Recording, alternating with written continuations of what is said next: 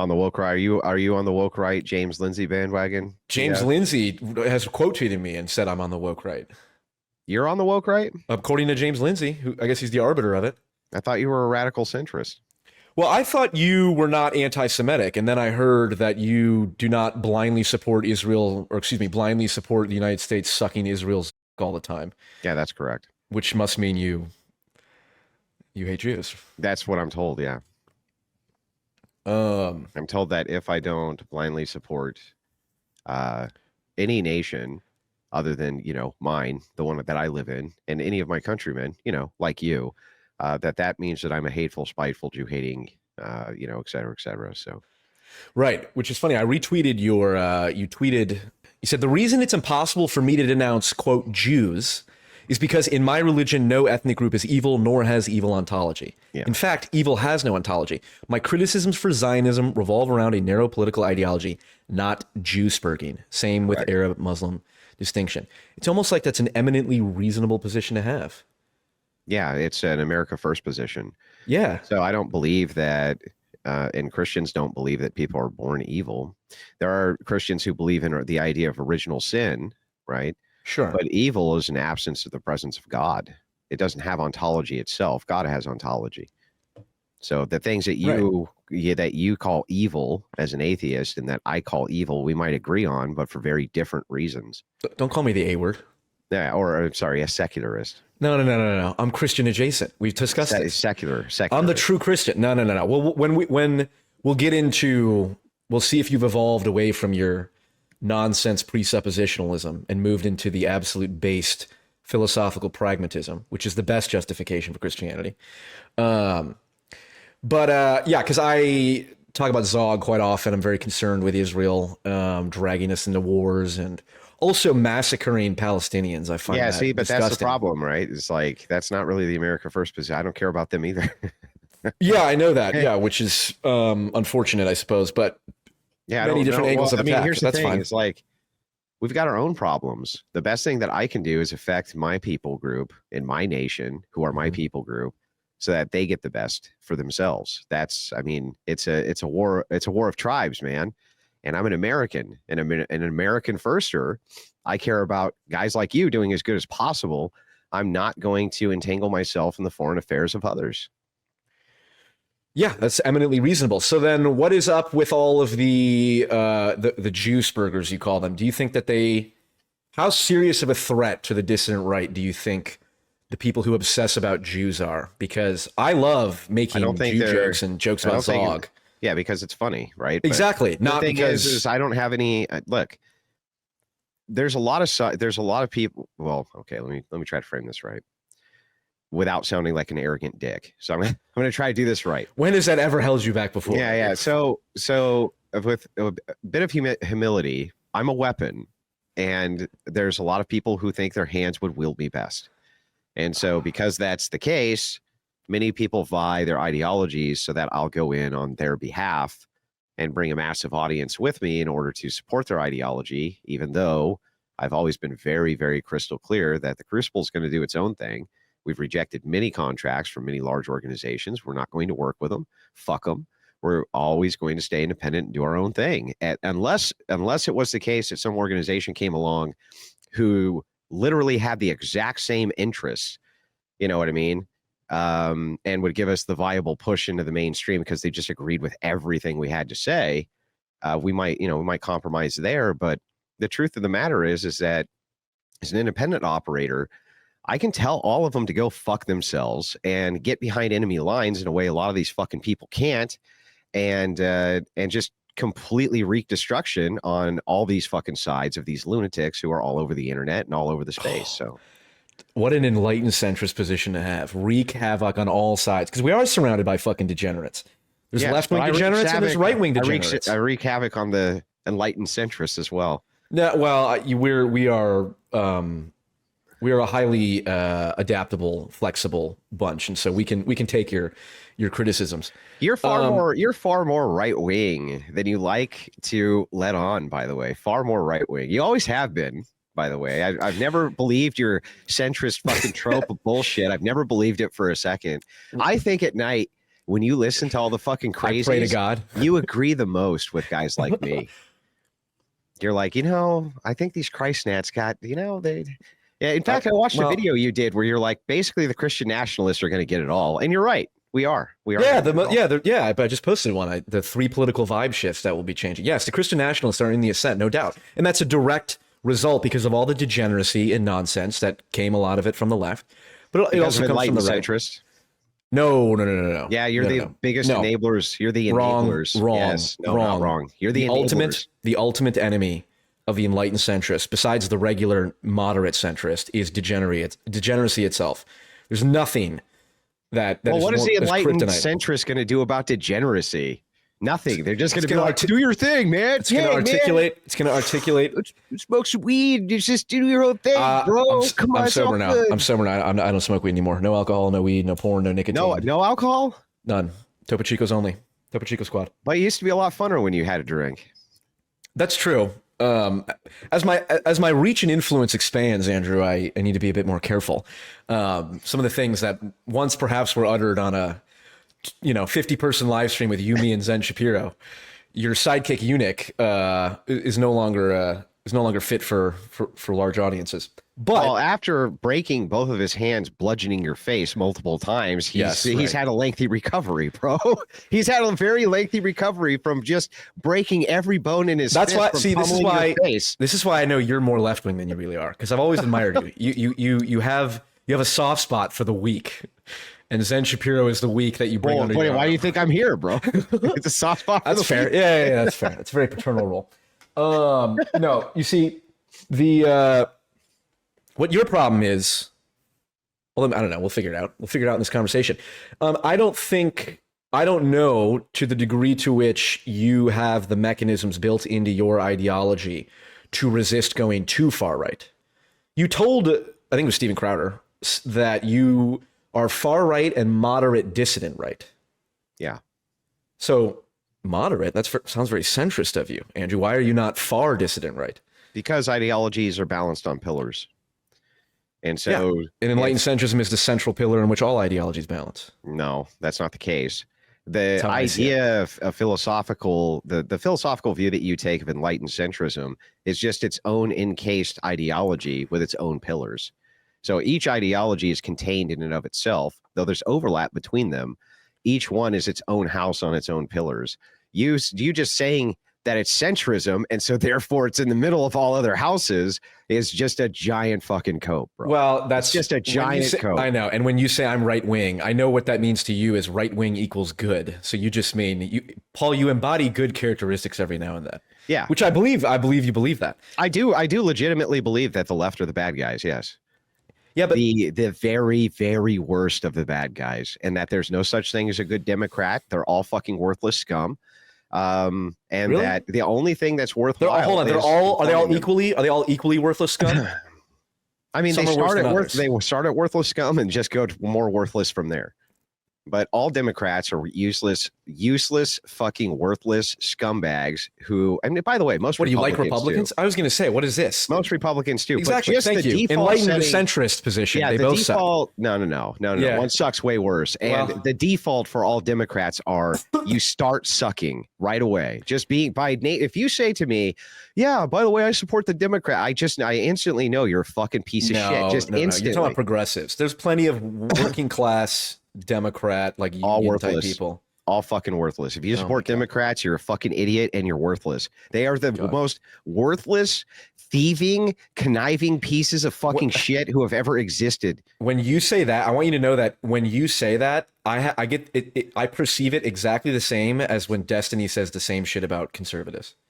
It is just a man possessed by ideology, unable to travel down the more nuanced path to excise either side of its freaks, which there are absolutely freaks on the far right. I'm way more nuanced in my views, I think, than the Coomer Gremlin. And I got to tell you, right? Maybe it depends all of the formal axioms of the Democratic Party are fucking evil. Like, name a single Democrat Party axiom that's not evil. Wealth inequality is a real problem.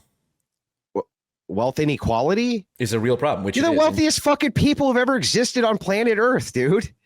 Like literally, we're having a conversation. Americans, we're having a conversation from across the fucking nation to each other right now for cents, for pennies. Yeah, well, that's because you and I are white, Andrew, and obviously, yeah. First of all, the dominant race. Apparently. By the way, most of that wealth fucking inequality they're always bitching about comes from the very same fucking NGOs, which then back up Hillary Clinton and the rest of these fuckers in order to do insider trading because they're all fucking cocksucking snakes. Andrew, I live by a very important principle, which is I do not bring people on to this channel to agree with them, because you and I will agree all day that Hillary Clinton and the Podesta folks are exactly the kind of people who people watching this suspect they are.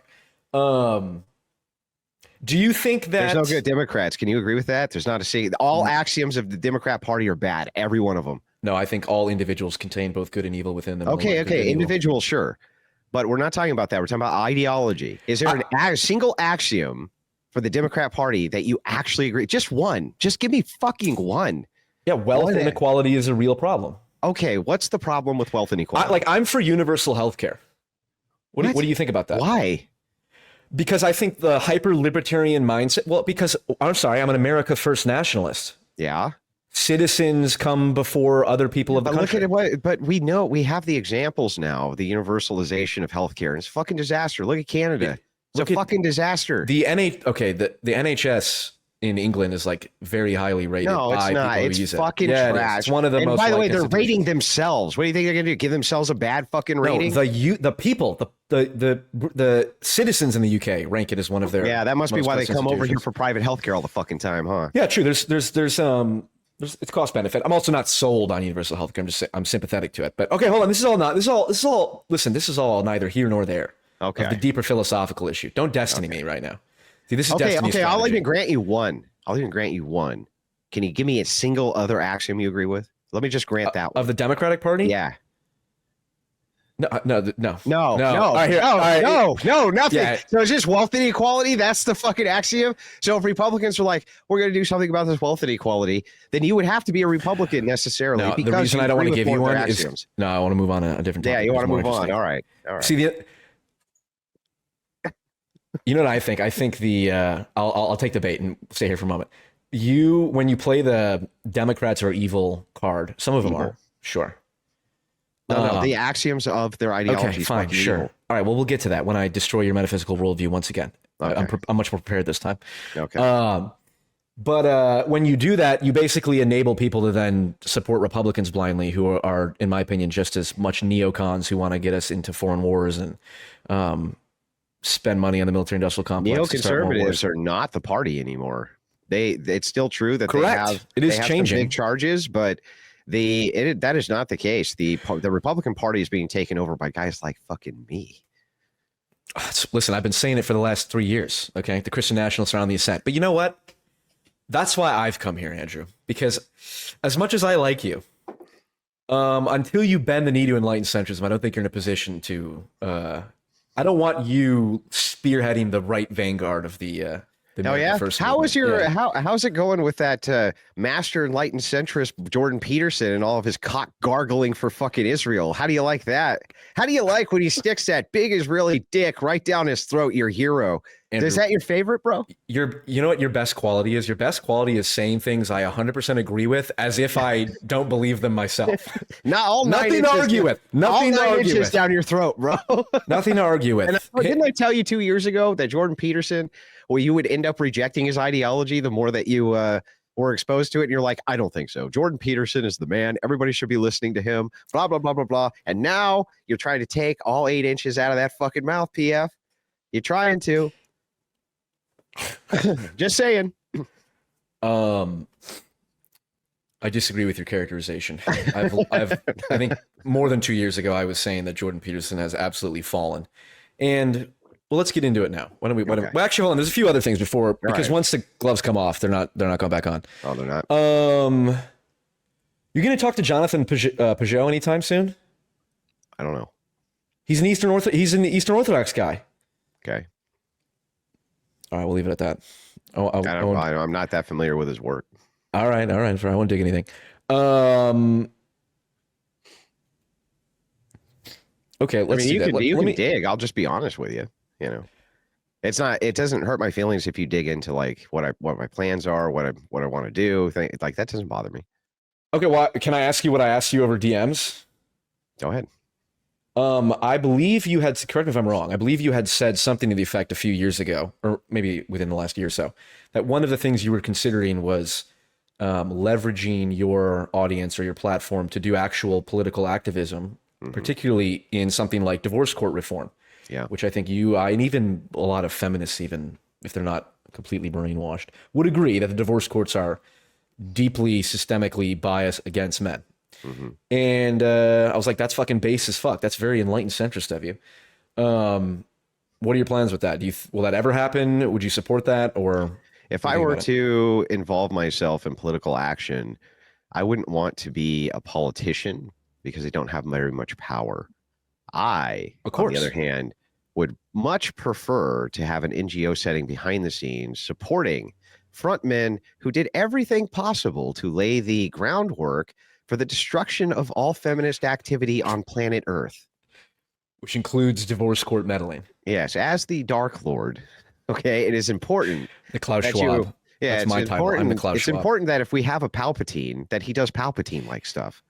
I don't respect your Star Wars analogies because you wear a Kylo Ren hoodie, and those movies are objectively the worst movies of all time.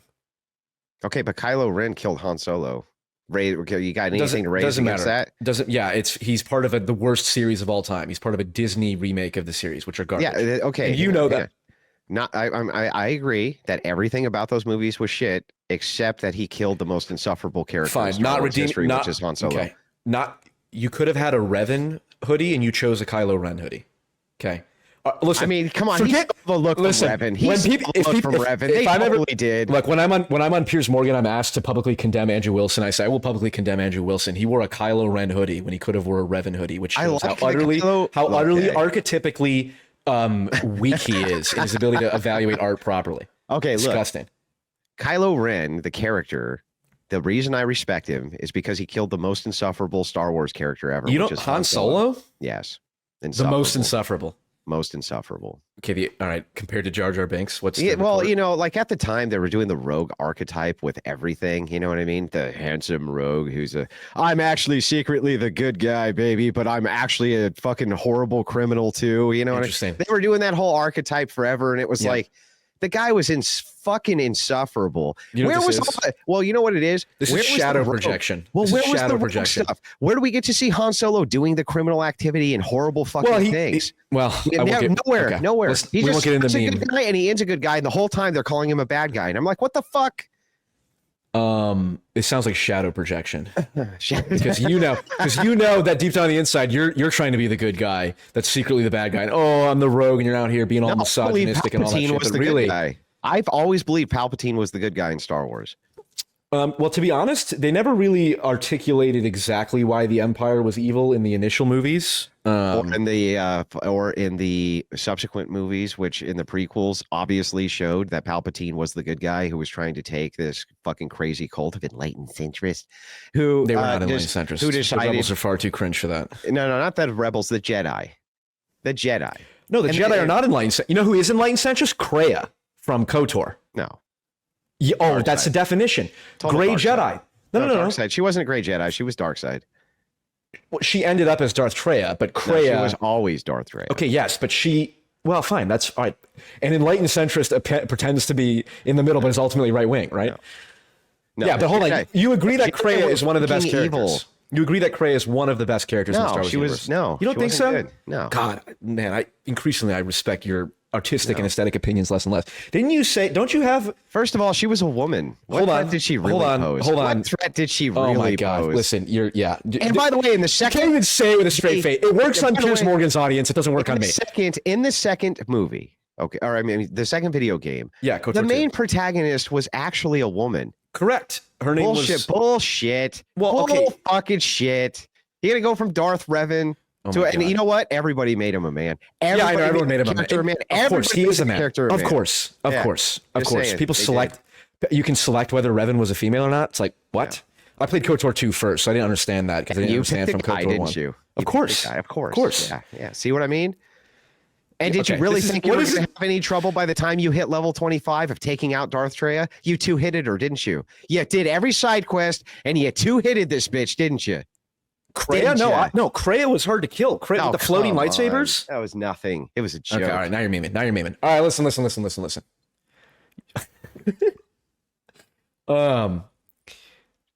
How did I even? This is the reason that you and Destiny are so successful against me is because I'll just go along with whatever you're saying and I'll just get baited into it because it's fun.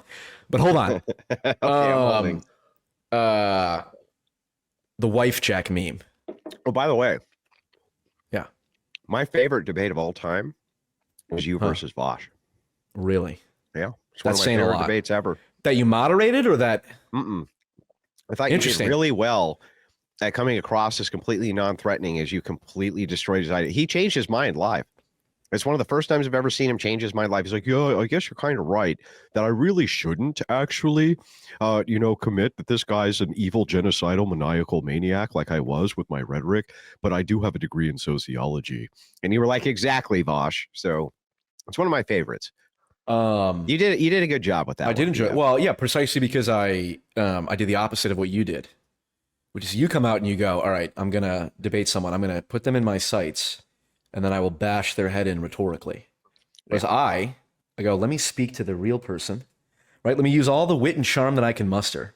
Which, by the way, I'm using all the wit and charm I can muster right now, Andrew, to keep you in debate mode. Because as soon as debate mode happens, I'll still crush you. He watched goblin porn, by the way.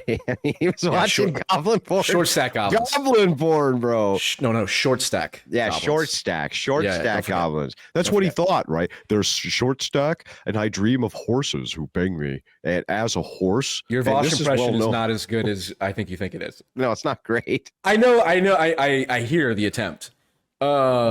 What's your best impression? I have a degree in sociology. Does he? Anyway. What's your best impression? Can you do any good impressions? Yeah, I have some good impressions. They're not for you though. Okay. Not for you. They're too good for you. I'll buy you dinner first. All right. Okay, wifejack meme. This is a serious. As you know, I'm very interested in memetics and the flow of ideas and all that. That's an old meme now, dude. It's an old meme, but this is. I want to. My criticism of you is I don't think you are I don't think your ideology, whatever your moderate dissident right stuff is, has the sufficient mechanisms within it to resist going too far right. And one example is the wifejack meme. I love the wifejack meme. I think it's the ideal low level, consistent, diffuse rejection of degeneracy by saying, oh, we're gonna just fucking sleep around, whatever, fucking do anything, blah blah blah, all that different shit. It's like no. It's like it's not my old ball and chain. It's the wife. Oh, it's my wife. There she is. It's classic wife. But it's fundamentally positive oriented. I never even fucking understood what it meant. Okay, let me ask you the question though. Okay. The Groypers and Fuentes came out heavy against the wifejack meme, called it gay and shit and all that stuff. Maybe it was. I think. What's your opinion on it? Do you think it is? Well, I never really got it. What was the point of it? The point of it was just, it's a pro-social, it's the opposite of, it's the old ball and chain. It's like, oh, my wife, she's quirky and she always pauses the movie and asks what's going on. It's like, yeah, but I love my wife. So like, that's what I like about her. And yeah, that does sound kind of gay. It's a positive. It does sound pretty gay, bro. I'm not going to lie. That does sound pretty bad. Like, it's the same old, isn't that the same fucking Simpsons thing where it's like, you're just reversing it now. You know what I mean? The woman's kind of like oafish and quirky, and you just like deal with her quirks because she's fucking, because she's still pretty awesome and blah. It's like, nah, fuck that. No, fuck that. I want behavioral standards which are applied to women where their stupid fucking quirks, they don't get a pass on all their stupid fucking quirks, dude. Oh my God, I'm just quirky. I'm just quirky. Here we go. Let's get into before we get into metaphysics, we'll get to rhetoric. Okay. We don't even have to get into it. Why do you want to get into metaphysics so bad? Because I'm studying Agrippa's trilemma. Because I've destroyed you once, and I would like to do it again. Oh. Okay, but hold on rhetoric. Mm-hmm. Again, you were talking to Stephen Crowder, and you said you started saying this gay shit. You're like, well, Socrates says rhetoric is whatever convinces people. Yeah. Right. It's not logic.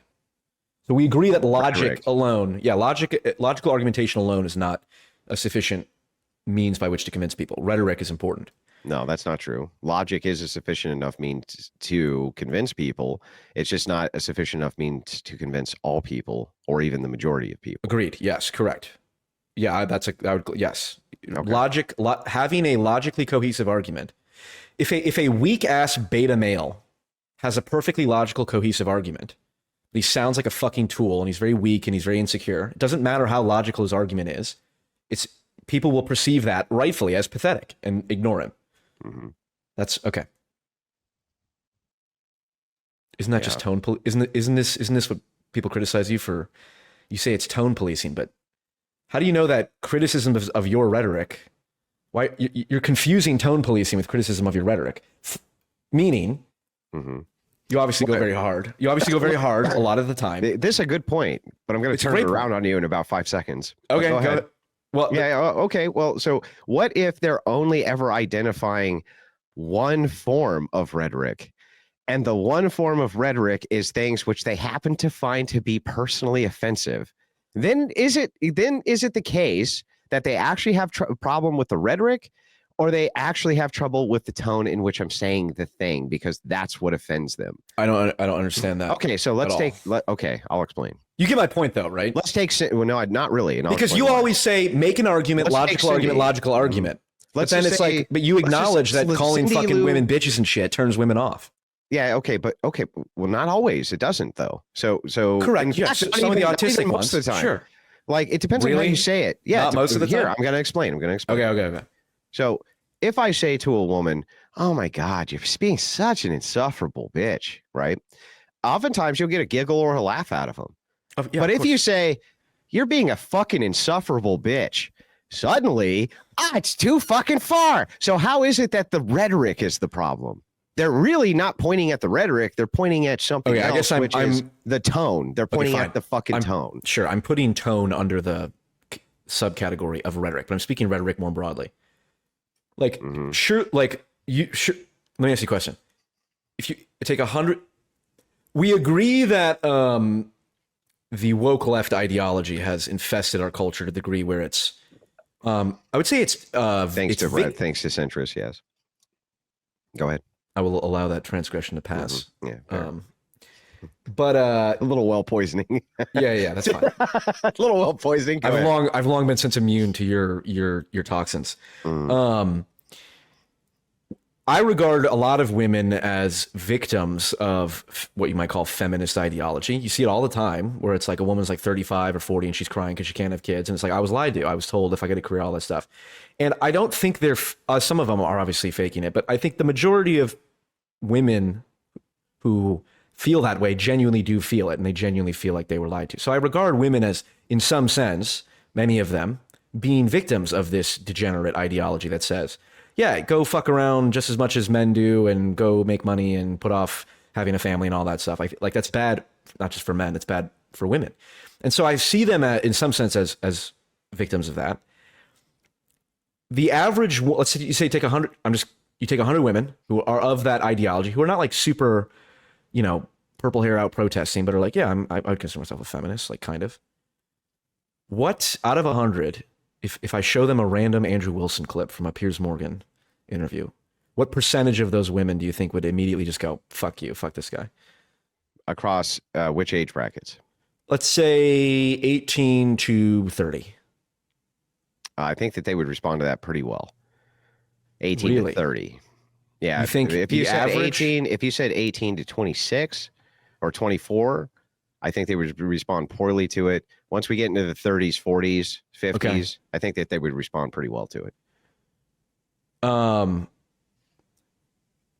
Okay. We don't know. I get your point.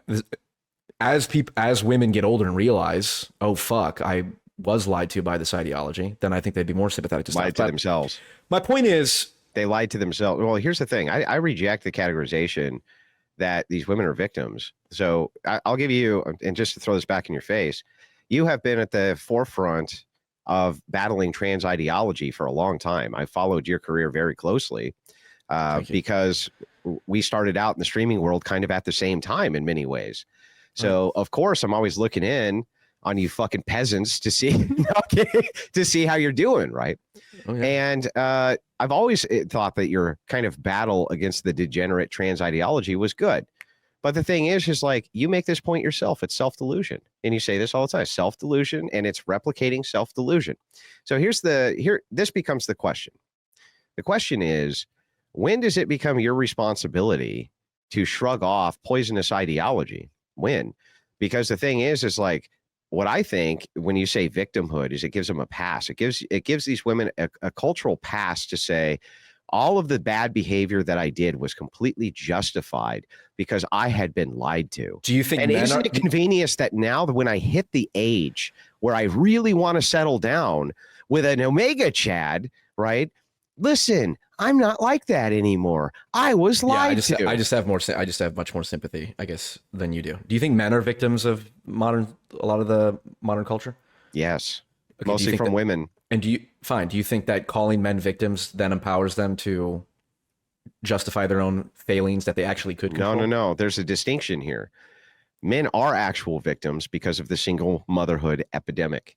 We can point to the actual thing that they were the victims of, which is women. They were the victims of women who decided that they were going to be fucking empowered by embracing single motherhood, not because of anything other than I had irreconcilable differences with my actually pretty good husband, who I just decided to get rid of because I wanted to fuck Chad down the street. Okay, what about the men who are not the products of single motherhood?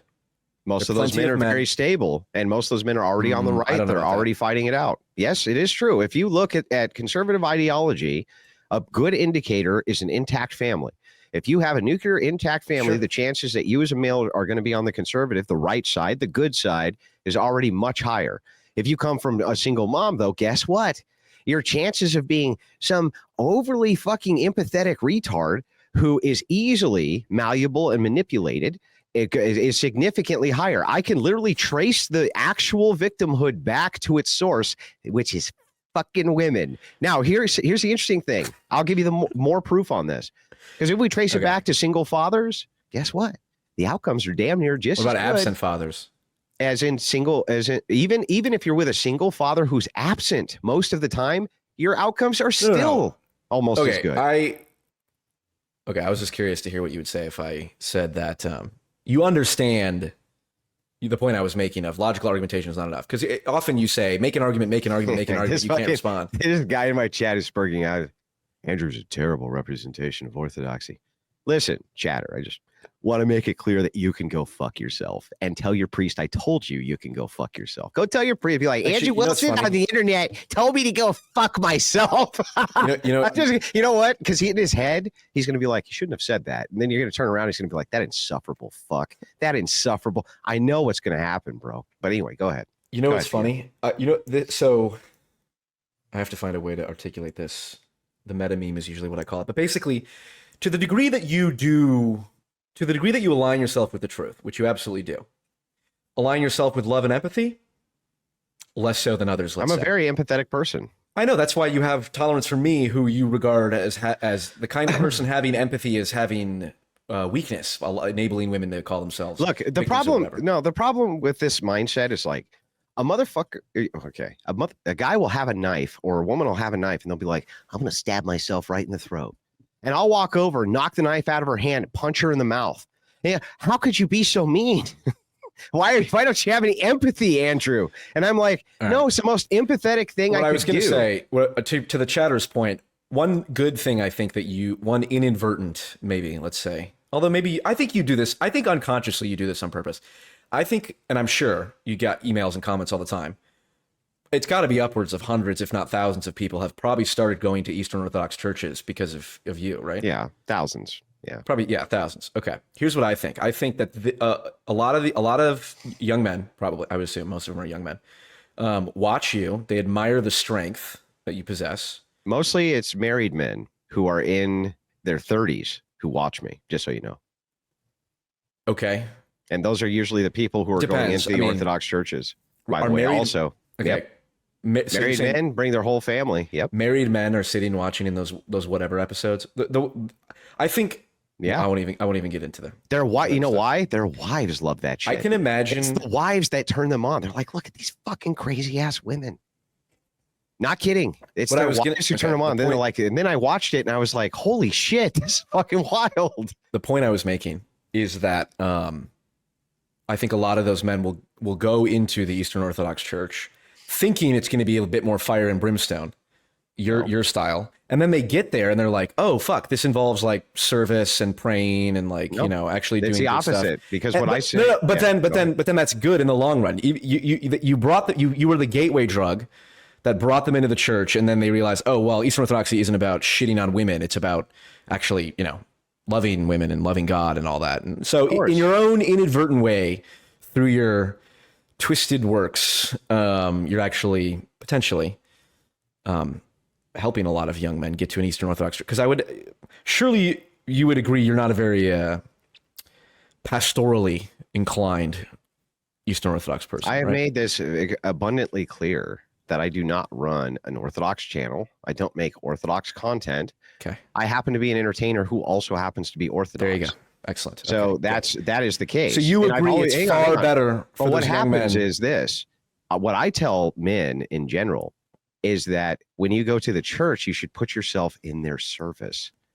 Put yourself in their service, meaning your whole job is the contribution to the community of the church. That's what your entire job is. Amen. Not to go in to listen to your priest dunk on fucking women. That's insane, bro.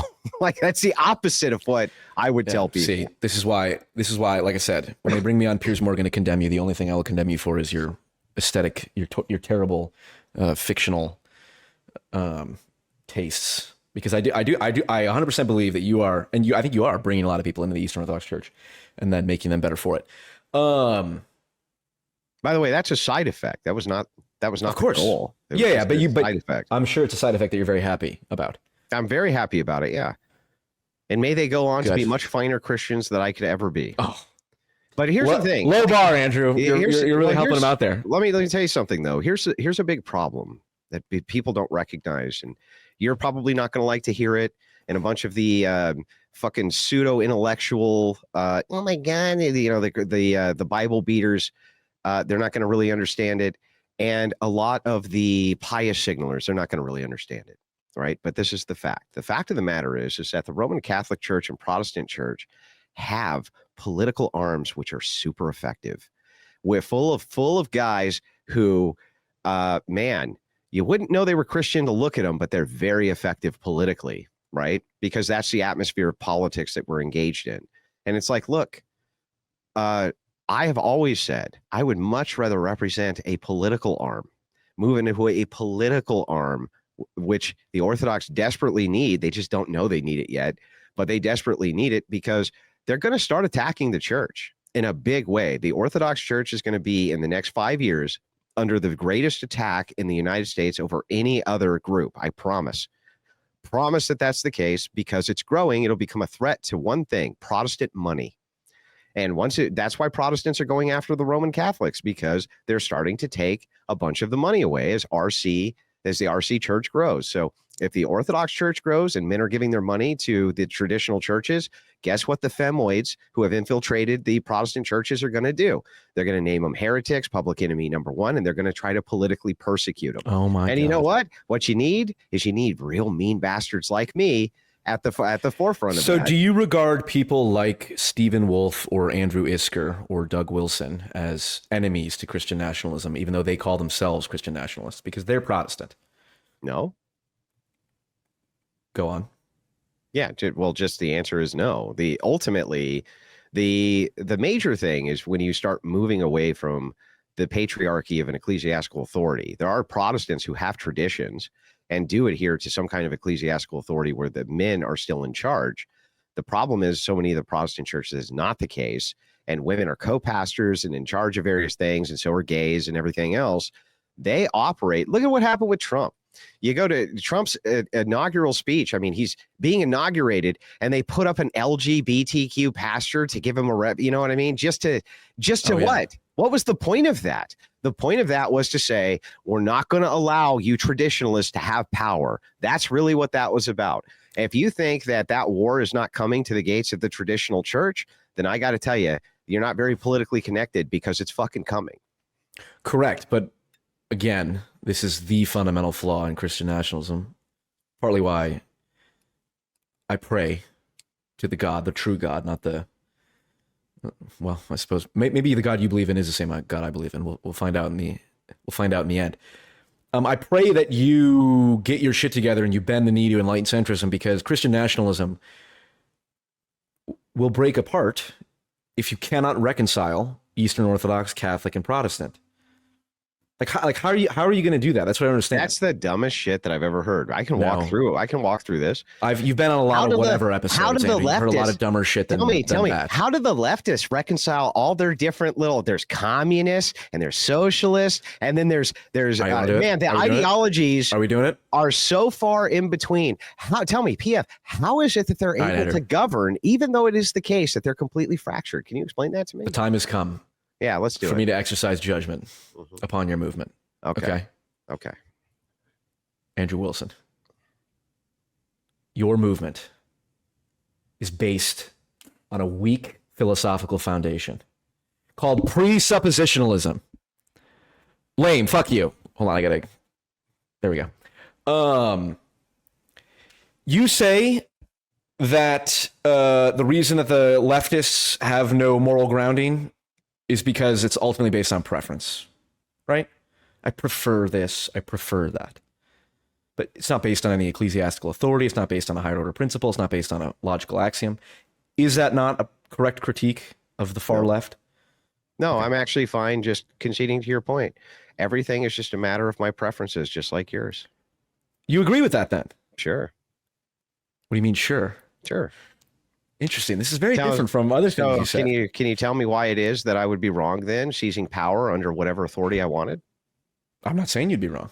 Oh, okay. Saying, well, then here's the thing. I find it interesting. Whatever the philosophical foundation, whatever the philosophical foundation is, so interesting, in which I adhere to, I guess doesn't really matter if there's no objection to Christian seizing power, right? I have seen 10,000 whatever clips of Andrew Wilson telling some bimbo, so it's just a preference. No, morality needs to be grounded in God. And then here I come, I turn the lights red and I ask, well, surely, Andrew, your number one criticism is that the left bases it on preferences. And you go, well, no, that's my favorite. That's my favorite part of the left. Because you always... Is it too stupid to point out that you are doing the exact same thing that you accuse them of? Because that is what's happening. No. You always make this key failure of not following logically to the end. Let's just say for a second I'm wrong, and that all presuppositional argumentation is completely incorrect, and its foundations are nonsense. And Jay Dyer is a little bitch, which is 100% true, an emotionally dysregulated bitch. Let me give the argument. Okay. So we go ahead, we go through it, and we go, okay, it's all nonsense. This whole God thing, none of it's even real. None of it's true. Yep. So what? So then the objections then of basically destroying morality, which is what you're doing. What you're actually trying to do is you're trying to say there's no justification. You're trying to destroy the concept of morality itself as being objective. Okay, let's just say it's not. Then what the fuck could you ever object to if I said, well, then me and a bunch of guys who think like me, who came to the Christian worldview in a secular way, are just going to take fucking everything over? Yeah, What's the objection? The objection? I'll tell you why. Because what people find compelling is, I would say, it's transjective. It's objective. Like the fact that someone likes vanilla over chocolate, that's an objective fact. Whether or not vanilla is better than chocolate is not objective. So if someone is going to make all the, morality is not objective. It's like, okay, yes, but people are still compelled by certain arguments and certain beliefs. So we can say that things, rhetoric, people find certain things more compelling than others that are objectively true. I see. So if it were the case that all of Christianity were a lie, but I could package it in such a way where people adopted the value structure of Christianity and believed the lie as though it were true for the purpose of good results, your objection would be what? Not at all. I'd go, welcome to Team Enlightened Centrism, Andrew. Welcome to philosophical pragmatism. So then, All right, hold on. I'm too then nice I of a can guy. hold. I can't debate. Then wait a second. Then I can hold all of my crazy right-wing lunatic views To the and degree as that it long- produces positive outcomes. and as long as it creates positive outcomes for society, you're just gonna fucking go along with it, and I never have to justify a single one. Is that what you're saying? Not only is that what I'm saying, Andrew, that's what I'm doing. Right now. Perfect. Well, then perfect. Then let me ask you a question. Who's popular in the field? You should of run for politics? Congress. You should run for Congress. You're like Gavin Newsom level. Just like Charlie Kirk asked him straight up, you fucking went to French Laundry during COVID, and Gavin Newsom's like, I'm sorry, but let me, and it's like, wow, I just got wowed by Andrew Wilson's legendary wit and charm. I would, in my opinion, you're far more compelling when you're not acting like a total fucking douche on Piers Morgan and calling women fat and Dunkin' Donutsy and stuff. Did you laugh? To be honest, I don't think so. I did laugh at something else you said. I forget what it was exactly. Well, then I made you laugh, and you'll always remember that. Well, of course, yeah. Of course. Do you agree that? Hold on. All right, hold on. Let's step 2 steps back for a moment. Okay. So then you agree that philosophical pragmatism is an excellent philosophy. Well, I mean, it's an excellent philosophy for guys like me to exploit. Yes. That's fine. I exploit it. What because is the point of philosophy if it's not here to be exploited? Well, sure. So as long as the point is that my viewpoint tops all other viewpoints for the purpose of Jesus Christ and his church to take over all of humanity, if I can utilize your philosophical pragmatism to show you why that's the most pragmatic approach in society, and you just go, sure, then sure, hold whatever stupid belief you want, because you're just going to come along for the ride, bro. Right, but then it verifies that the belief is correct, that ultimately what we do is all based on preference and utility, which is true, and that's exactly how you act. Yeah, but the thing is like... You're admitting that it's true. You're admitting that everything is preference. No, I'm only admitting that even if it were, right? It doesn't hurt my position at all. Is this... Am I talking to Jordan Peterson? How? I'm not saying God is true. I act as if it's true. Oh my God, you're a philosophical pragmatist. Well, look at that. But Jordan Peterson has bled into you so deeply. Let's separate 2 ideas. Sure. Is the idea that you want to talk to about political pragmatism, which is what you're talking about Not right political, now, or are you trying to go down a line of philosophical argumentation to validate presuppositionalism? Which thing are you trying to do here? Well, I'm not validating presupposition. I don't think presuppositionalism is very valid. It's good for it's a useful tool for dunking on low IQ. Did you just presume that? No, I observed it. You observed it. I know. This is well, I mean, I'm just saying, like, there's 2 ways we can do this. Argument. Hang on, we can do this one of 2 ways. You're like Vosh Agua. Wait, water? Yeah. Or sorry, H2O is not what? What do you mean? What do you mean H2O? Oh, it's just a trick of. It's a linguistic I'm just trick. saying you can do this one of 2 ways, right? You can either go down the route of I want to go down the actual logic tree for presuppositional logic. Or you can say, Andrew, I want to talk about the political philosophy of Christian nationalism and why it is that a centrist pragmatist like me is going to end up going along with whatever it is you fucking want anyway. It's like, it's totally up to you. You know what? Actually, okay, let's centrist, Andrew, let's do both. Hold on. Actually, before I say anything, will you moderate a debate between me and Jay Dyer? Because I hate Jay Dyer. And I will debate. I can't debate you because you and I, we get along too famously. Okay, but Jay Dyer has the emotional IQ of a 3-year-old girl and the intellectual IQ of, I don't know, 190 probably, which is what makes him so creepy to watch. If Jay Dyer wants to do it, he'll definitely come on the Crucible to do that debate. I think. Well, he's a coward. No, he's a coward. He probably won't. He's a little bitch. He's a little bitch. He already blocked me once. I already asked him to. Maybe you annoyed him. I have no doubt. The truth often annoys 3-year-old little girls when you call them emotionally dysregulated. Anyway. Because that's a mean thing to say about my friend. You know, he's a really super good man who's done a lot for Christianity. Don't pull the empathy bullshit on me, Andrew. Not it hurts, now. Not at this point. It hurts your feelings? My feelings, yeah. Yeah, well, fuck your feelings, Andrew. Well, right? see, fuck what you, about all that famous empathy? Huh? I thought I wasn't empathetic enough. I've learned a lot from you, Andrew.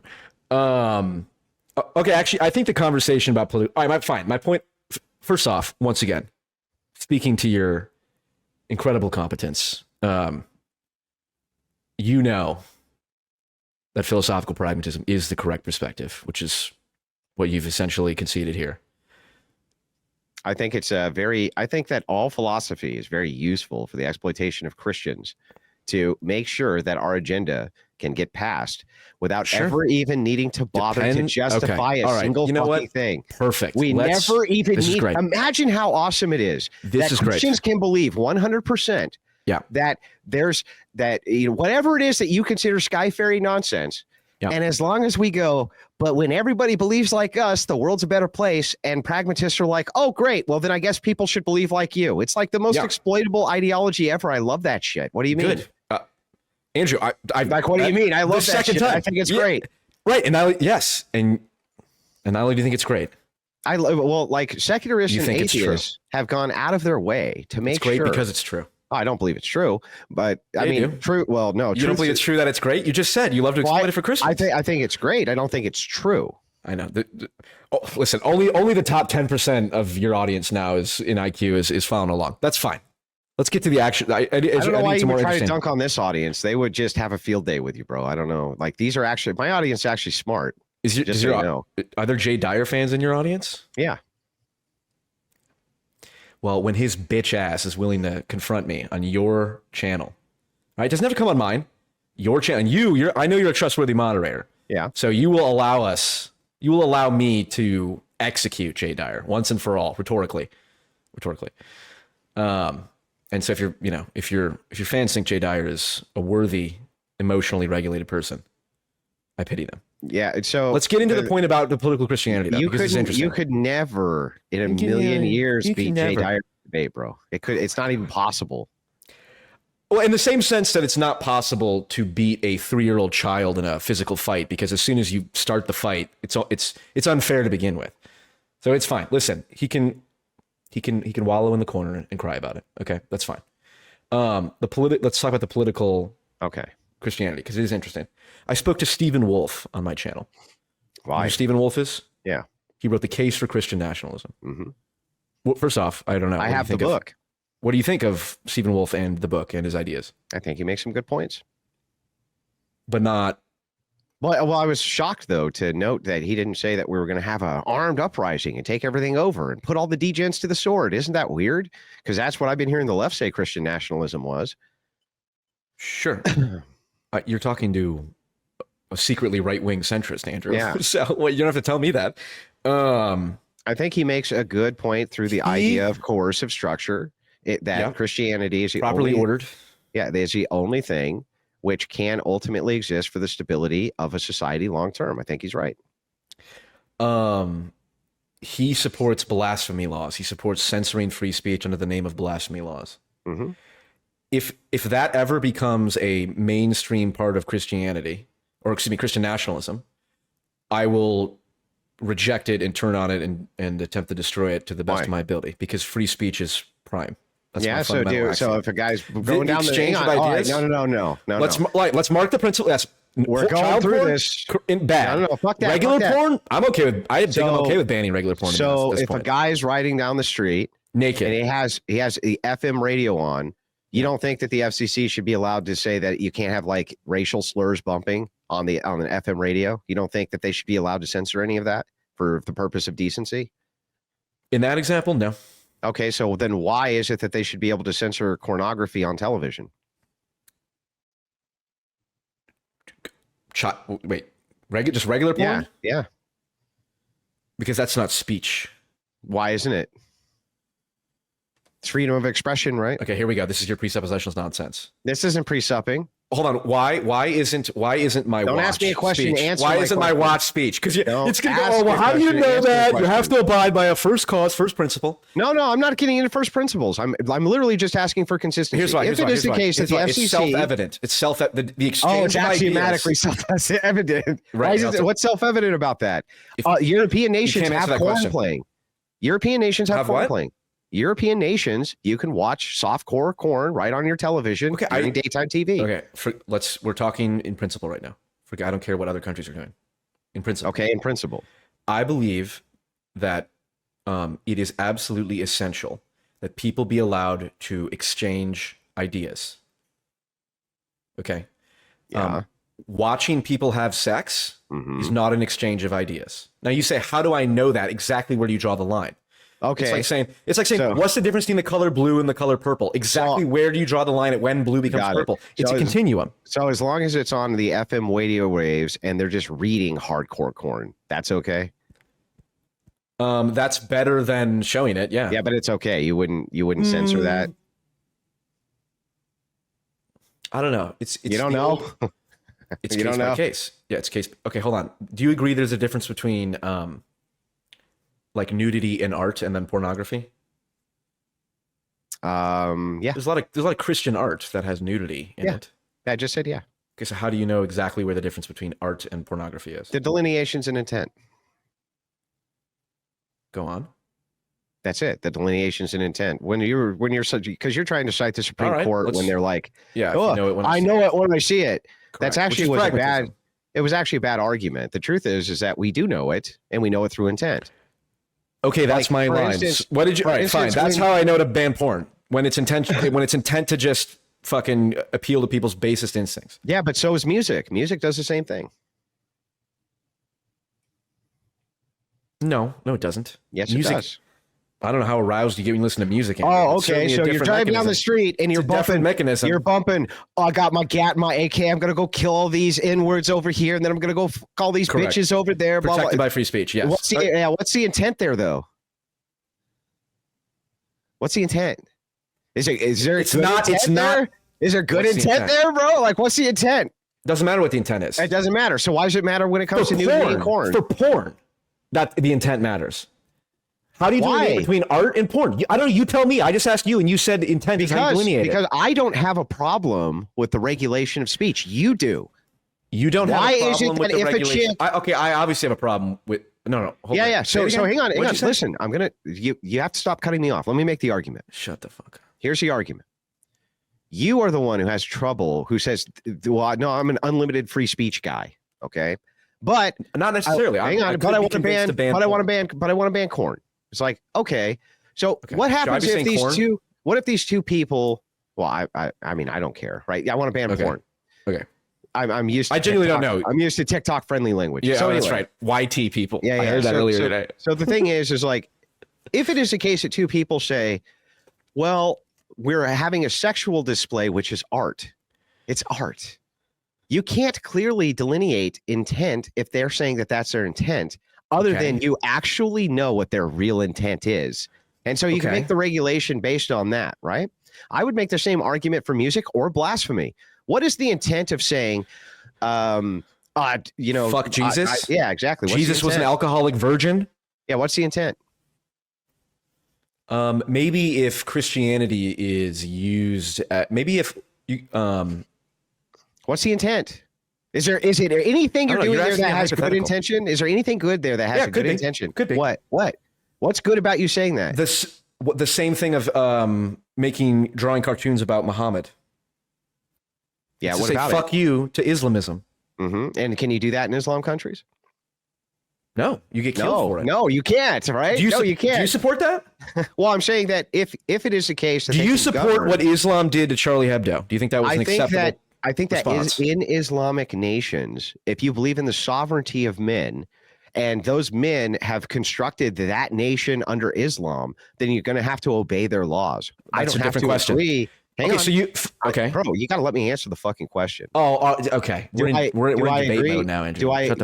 Do I agree though that you should be able to regulate it? No, but I'm following a different ethical system. Why they don't will you kill agree? you? Well, they will kill you for drawing the Prophet Muhammad. Yeah. Christians aren't going to kill you for blaspheming against Christ. You would get like a fine or some kind of like public decency charge or something like that. Oh, and then we're back to Jordan Peterson C16 all over again. Okay, so let's say I draw a picture of Jesus. Mm-hmm. By the way, I'm not for blasphemy laws. I'm just playing devil's advocate here.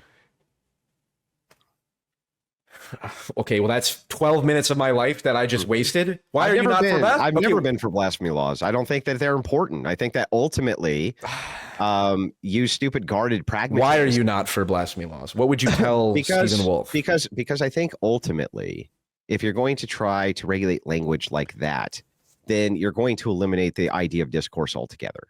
Correct. That's problematic. However, I don't think that if you outlaw nude displays of art, that you're going to eliminate discord. Or you're going to eliminate. I agree. That's why you're going to I could eliminate be. discourse. Sorry, not discord. Yeah, I agree. It's an easier line. Talking and exchanging ideas is categorically different than like nudity in any format. That's like a visual thing. Well, I think that in order to convince people who are blasphemers not to blaspheme, you might have to engage in their blasphemy. You know what I mean? Like just in order to have discourse, I don't even think it's possible. Yeah, it takes one to know one. So I think ultimately, you may end up having to engage in their blasphemy in order to convince them. Now, but hang on, I am going to give you the type of blasphemy laws I am okay with, right? Okay. So if states or local municipalities, just like they enact dry counties, things like that, if they have blue laws or blasphemy laws at the local level, I have no issues with that at all. None. What does that mean? It means that if they have like noise ordinances, regulations, or you can't say swear words out in public, I think that those localized ordinances are fine. I'm more sympathetic to that. Like, I don't want a bunch of Jewsburgs, let's say, people who complain about the Jews all the time, standing outside of an elementary school chanting "Death to Jews." Like, I don't. It's protected free speech. Yeah, it's like I don't. I agree. Yeah, I don't know how exactly. I'm fine with that. Okay, that would be down to case by case. Fine, sure, but by and large, so you're sympathetic. So, because what I said to begin with was, if it ever became a main part of the Christian nationalist platform, let's say 5 to 10 years from now, your success continues to grow, and the Christian nationalist movement continues to ride on your coattails. Okay, and then. My coattails, no, not hardly, but 40% voting block. Yeah, 40% voting block now. It's like legitimately. And one of the Christian Nationalist Party's platform is blasphemy laws. Anyone who mocks Jesus Christ or whatever the fucking, however the blasphemy laws are in Islam, the equivalent in Christianity or something like that. A blasphemy law like that Stephen Wolf would support. It's like, okay, if that was part of the platform, would you continue to support the platform, or would that be a fundamental like, fuck this is too far? I would probably support it still. Yeah. Okay. If it were fundamental to the platform. So here's why, right?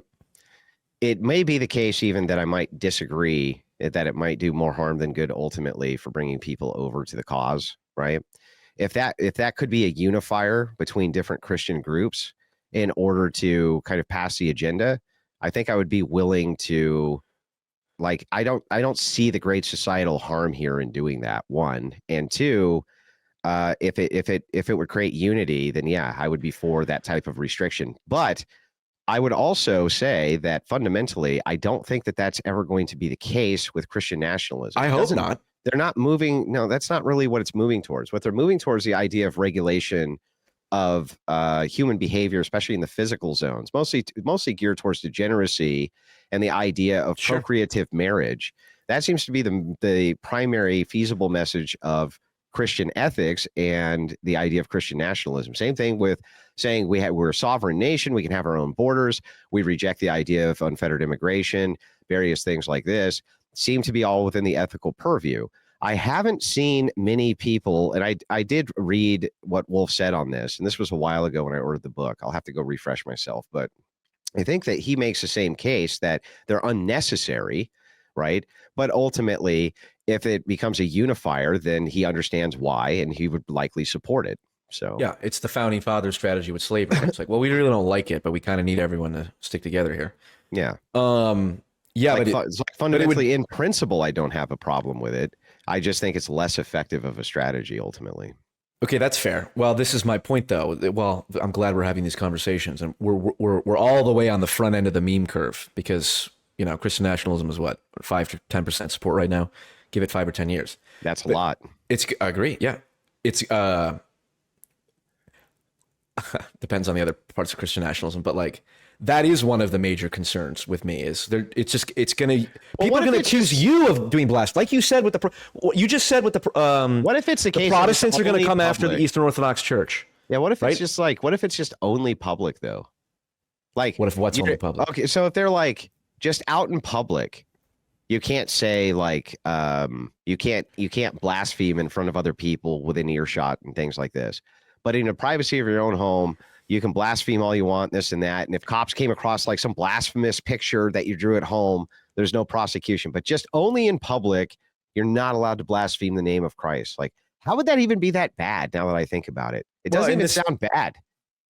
Okay, well, you're correct. Look, the idea that we should not allow hate speech is, it makes sense intuitively. Like, why? Who would want a bunch of fucking people shouting, fuck the N-words or fuck the Jews and fuck whoever, fuck? It's like, well, I don't want that around my kids. I don't want that around anything like, shit like that. So if there's public decency laws there, what's the problem? Well, like, what's the problem? This is the free speech question, because I would say it's a slippery slope where the moment you allow that, you open yourself up and say, well, what else should we allow? Andrew's Eastern Orthodox, and Eastern Orthodox is only like 5% of the Christians in America versus the Protestants or Catholics. Yeah, that's fallacious argumentation. Because you said earlier, you said the Eastern Orthodox Church is going to be under attack, and you know that they're going to use, if blasphemy laws were a tool that the Protestants and Catholics could use against the Eastern Orthodox Church, they would use it. Yeah. That's the problem. Yeah, I mean, from a political prescription, that would be anything. Patriarchy would be the thing they would go after before blasphemy laws. Patriarchy would be the thing they go. You mean the Eastern Orthodox patriarchy? Yeah, they would go after the idea that Christianity is a patriarchal faith, and so they would be affirming patriarchy in society. I think they would go after that before blasphemy laws. Well, but surely you can envision a scenario where blasphemy laws, if they were implemented, would then get used against people like you. I'm sure there are Christians who call you blasphemous. But this was the same exact argument made for abortion. Like, if you make it illegal, there's going to be this massive whiplash and backlash from society, and it turns out there hasn't really been that bad of a backlash over that. Way less of a backlash than anybody envisioned. It turns out that people were pretty fucking sick of women murdering their kids. Turns out that they weren't very happy with it at all. So it's like, it could be the case that you enact blasphemy laws and people are like, this is fucking awesome. That's right. You can't say bad words about Jesus Christ, who basically most people in America believe in. Right? All right. So you're proving my point of why I can't bend the knee to Christian nationalism anytime soon, because it seems like you're the guy who your entire, full well the discourse, you have to, like you said, you have to be able to engage potentially in their blasphemy to be able to have discourse with them and change minds. So what if you are even considering like, well, maybe actually blasphemy laws are pretty good. Well, what if you got every result you wanted, but you just couldn't say F Jesus? That's not good enough. No, see, that's the thing is I don't believe reality is set up such that if you attempt to censor people under the name of blasphemy, you will get my whole criticism against it would be it would produce exactly the kind of. Why would you agree with it on the localized level then? Because, well, I don't know. It'd have to be. You don't know why you agree with that? No, why? It's a good hypothetical. I have to ponder it more. Yeah, well, ponder it. Think about it. Like, what are the rules now? Like, I believe, like, there's local municipalities where I think that blasphemy laws are still in state. I know that there's at least, now don't quote me on that, but I know that there's at least blue laws in many places where like you can't mow your yard on Sunday, or there's noise ordinance, which are not special. Noise ordinances are not. But that's still a realm of free speech. Hang on. Necessarily. Yeah, I think they are. It's like, it's like a air horn is not free expression. It's not just that though. It's the idea that like you can't mow your yard. What if you're not, even with a hand mower? Should you not be allowed to do that? That I'm willing to have as be the gray line of like, all right, if we're discussing whether or not we should allow people to mow their lawn on Sunday. That I don't care. I mean, what about an entire dry county? Yeah, how about no cigarettes either on Sunday? Yeah, what about a whole dry county, like local ordinances for this? That's not free speech, so I'm fine with that. This is my point, though. They just fine with it's just. I believe in free speech. Pretty arbitrary. Look, listen. I'll tell you, Andrew. I'll tell you this. You're right. I am more right wing than you apparently, because when the false Christian nationalists come after the coup has happened and they throw you out and they accuse you of blasphemy, I will join you in condemning the false Christian nationalists and saying you fuckers want to use blasphemy laws to silence people because you don't like the discourse because you have a particular interpretation of the Bible. Go fuck you. Go fuck yourself. You know what's really funny? I would join you in that crusade. Here's what's really funny about this. Yeah. If you look at foundationalism when it comes to left-wing politics or right-wing politics, libertarians and conservatives don't really agree on that much. They agree on some things, right? Libertarians is a left-wing ideology. Yeah, but interestingly enough, when push comes to shove and it comes down to like time for power and voting and this and that, they tend to vote along the same lines because they have like kind of a purview, an ethical purview that is very similar. Leftists are the same way. Now, maybe you're like a crazy intersectional feminist and a moderate Democrat's like, that's a little too crazy for me. But the moderate Democrat still believes in at least some form of like egalitarianism and equity. So they share those values and vote along those value lines. I don't really understand why it is that secularists are always telling me that Christians aren't going to be able to decide what laws to have or not have because there's different denominations. At our founding, right, all of the states had a state religion. Every single state had a state religion and had them passed the Constitution via the 10th Amendment, for instance. Salt Lake City right now is run by Mormons. The whole fucking state is run by Mormons. The entire legislature is legislated by Mormons. We seem to get along with Salt Lake City we seem to get along, in fact, with Utah in the union just fine. The idea that Christians are not going to be able to work together along the shared ethical system is fucking bizarre to me because I don't see any other political persuasion who has this problem when it comes to governing and compromising governing. Well, I just don't see it. Okay, I would say the bane of every political coalition is the inability to keep its members together. That's like definitionally the biggest problem. Yeah, like but the left eats itself is kind of the classic example. Yeah, but then they also get people elected, don't they? Yeah, sure. That's not. So I mean, so the thing is like, look, I think that most of the denominations of Christians who follow the Nicene Creed where they believe in Trinity, things like this, Sola Scriptura. Just read the Bible. It's fine. No, right? They wouldn't agree on the theology. But the base universal ethics of the 10 Commandments and most of the teachings of Jesus Christ, I think that they have a lot more in common there than they do with any other archetypical ideology politically. So I don't really see why they could not govern even with different denominations. We did it before. Okay, I'll say three things.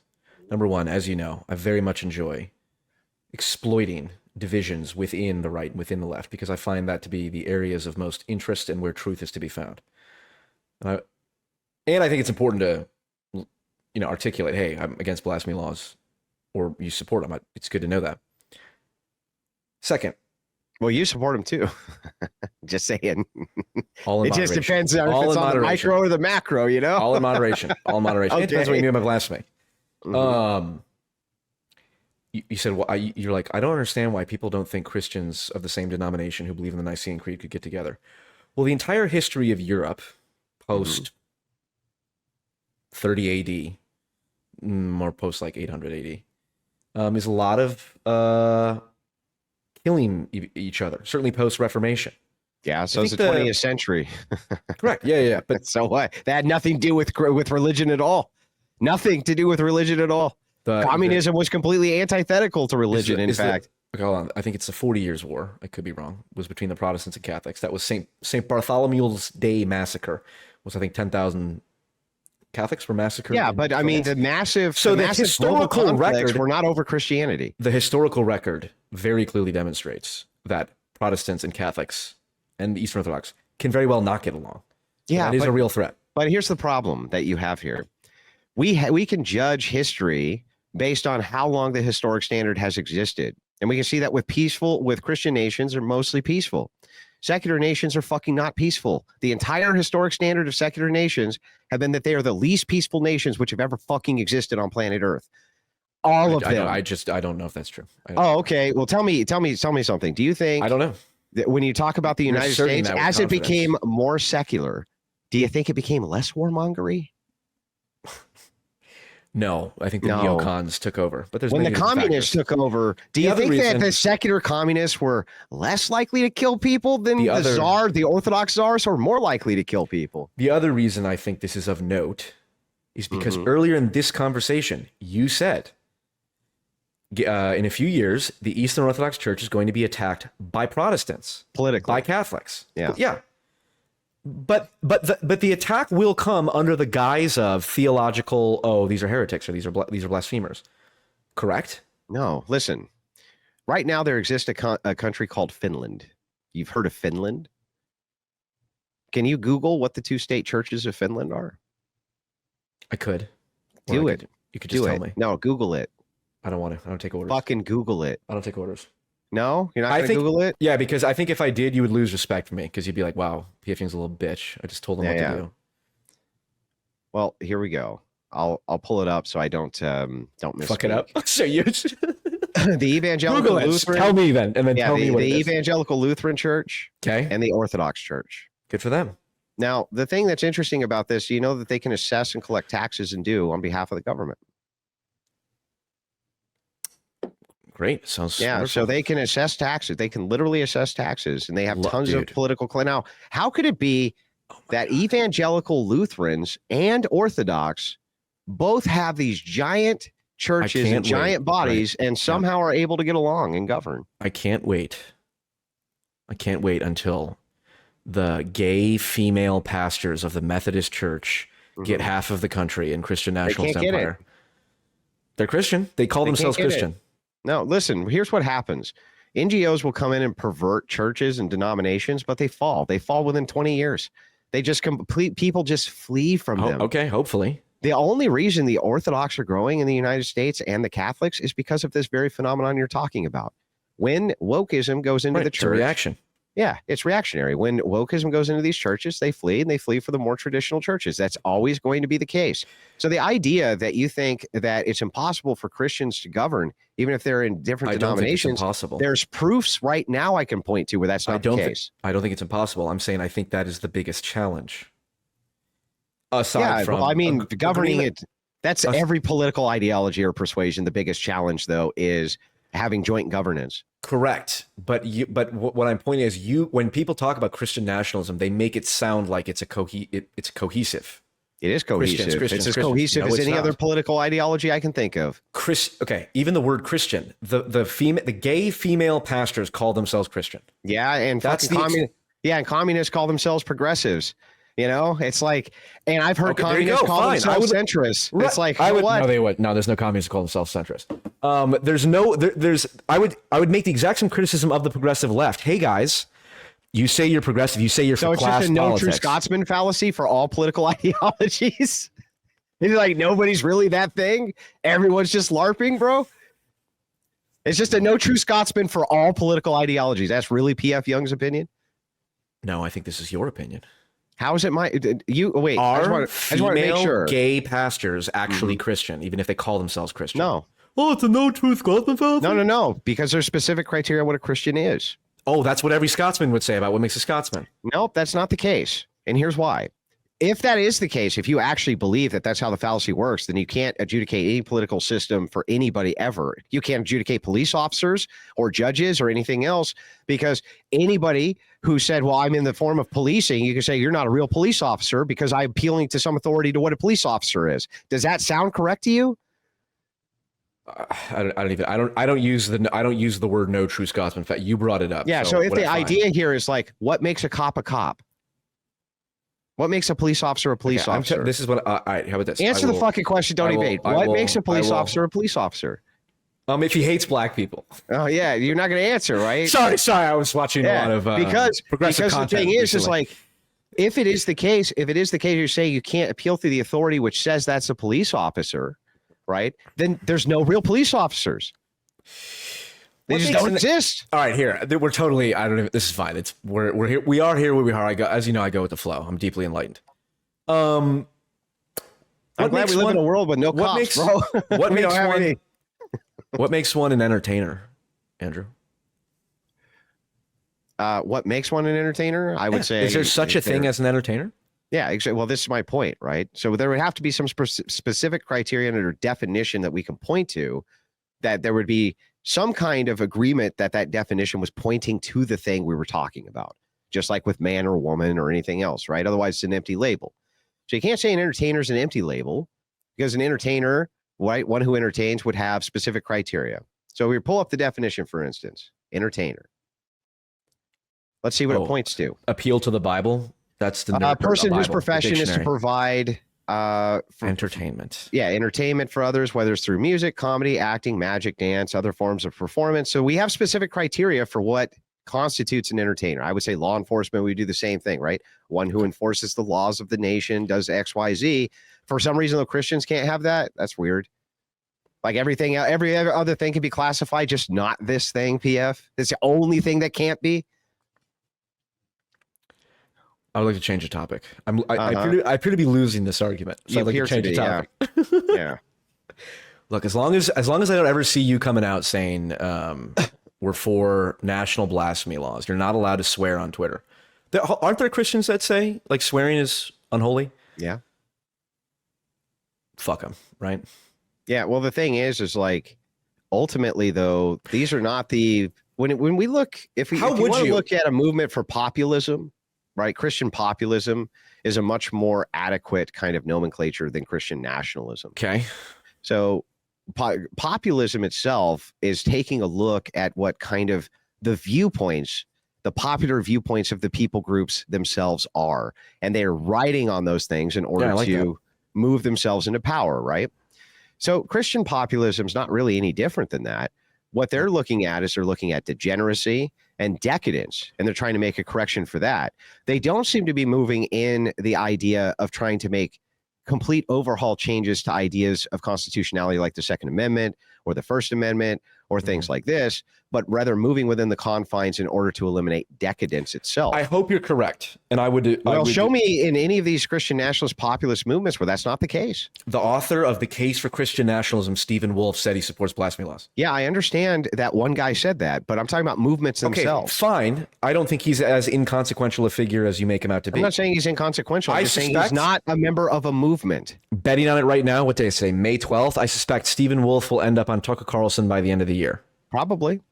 Andrew Isker was already on. Yeah, but when you're talking about populism itself, right? What is the populist kind of idea behind Christian nationalism? It's these, here's kind of the pillars. The pillars are like, it's a traditionalism, anti-wokeism, one family household promotion, right? The idea of mommy, daddy being at home with kids, right? No alternative lifestyle units, anti-abortion, right? Things like this. It's the degeneracy and decadence which seems to be targeted, not the ideas of speech itself, which seems to be a thing which is far less consequential. And here's some examples of why. I go back and listen to fucking 1970s, 60s music. It was pretty fucking decadent, okay? It was pretty bad. A lot of that music, not so fucking great, ultimately. You mean like the music itself or the lyrics? The lyrics. Right? Talking about the music's badass, yeah, but degenerate shit, right? Same thing with country music. Like old country music, the lyrics are pretty fucking degenerate, okay? But I don't think that that stuff was really leading people towards the primrose path of degeneracy any more than I think that the degeneracy going on in black communities is because of gangster rap. It's just not. There's tons of pretty straight-laced guys listening to fucking gangster rap. But you remove the father from the household, and that's where everything seems to go fucking awry for all of these groups, doesn't it? Like agree. Almost immediately. I would agree. So I'm not sure that, Christians are really going to be tangling too much over the First Amendment anytime soon. And if it is the case that in 40 years they are, it's because the popular groundswell of people want that. And if that's the case and you believe in democracy, then you can't even fucking argue with that anyway.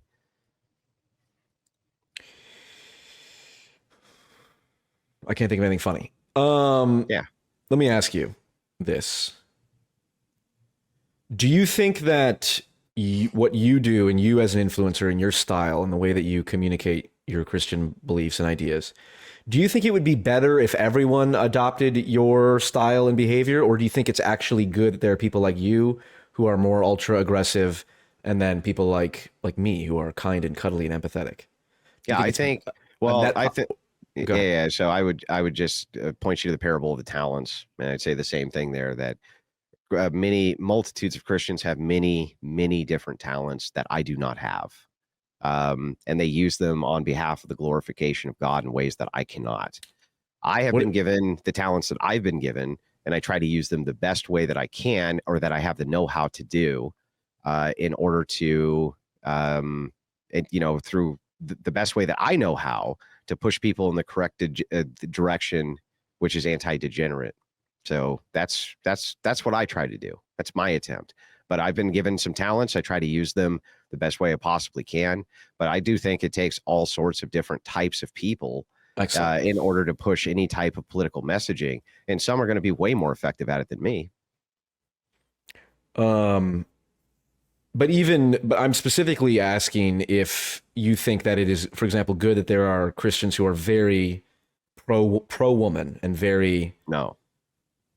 Oh, you don't think so at all? No, well, I mean, that's just, you're just, so if you just redefine Christianity to mean not Christian, then I think it's not good. No, I don't mean, okay. If you just mean pro-woman, like you don't think women should be fucking slaves, then yeah, I think that's good. No, I mean, like, do you think it's good? It's in sort of sense, it's like a good cop, bad cop thing, where it's like, do you think that part of the role you serve is you come out as the aggressive bad cop, and then there are other Christians who go, yeah, that Andrew Wilson guy, he chain smokes and he fucking calls women Dunkin' Donuts. Yeah, right. But like, that's nonsense. But you get his point, right? Like, there's like a good cop, bad cop dynamic, I feel like, and you lean into the bad cop role. But I don't know if you think that, no, every Christian should be adopting your, like, no, we all need to lean in and say, we need to play these collective, women are the problem, women are the problem, women are the problem. Which, by the way, I think that's not even my message anyway. That's how I would interpret it. Yeah, women. I think that's how a lot of people. Women are a massive problem as far as social contagions go. That's true, but they're not the only problems. That's ridiculous. Okay, well, about 40 minutes ago when you were talking, I remember you said something like women this, women that, and there was like, because we're probably talking about some like pro-simp position that you had that I was refuting.